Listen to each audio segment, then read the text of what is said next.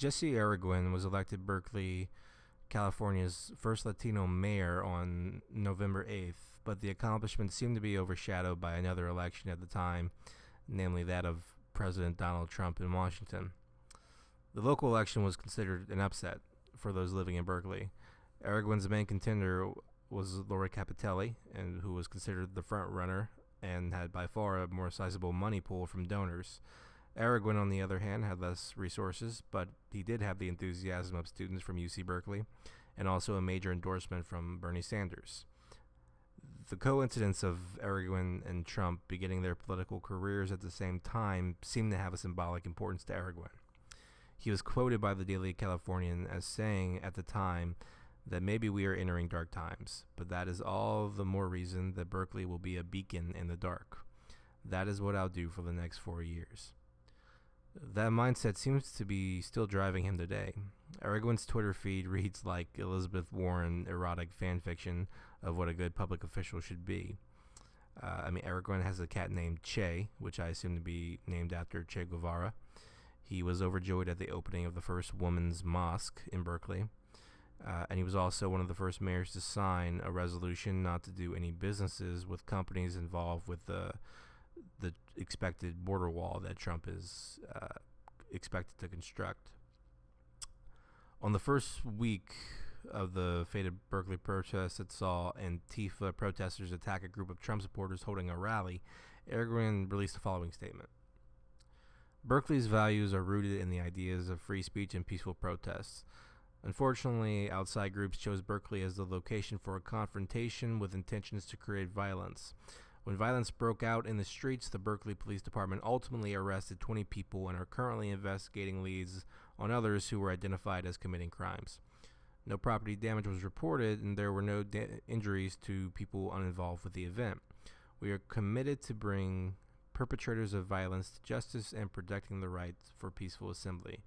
I want to express my appreciation to Chief Greenwood and our police officers for the excellent job they did in responding to this very challenging situation. The safety of our residents and our businesses will continue to be our top priority.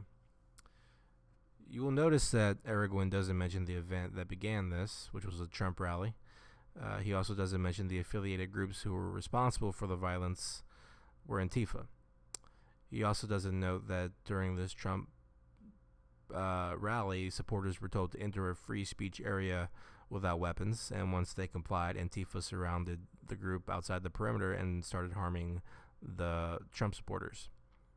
Reports from the likes of Lauren Southern and Bay Stickman have said that cops on the scene were visibly frustrated during this event, and in all likelihood were ordered by higher-ups not to aid those taking damage from Antifa, whether that is the police chief Greenwood that Araguin talked about or whether it's Araguin himself, we don't know.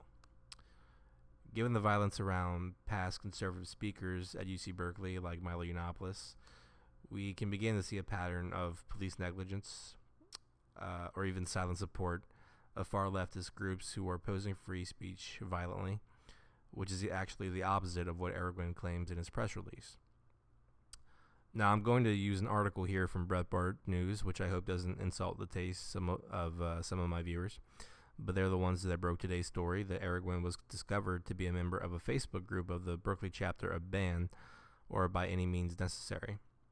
The group was instrumental in organizing protests to shut down a lecture by Yiannopoulos, and they've done several violent acts at similar protests in the past. And they've actually been designated by the Department of Defense as a low-level terrorist group. This is making the rounds on social media and will most likely be everywhere soon. The argument could be made that Araguin is only monitoring the group, like many of us do on Facebook. Personally, I have several socialist and alt-right pages I follow just to get a variety and look at how these movements are developing intellectually.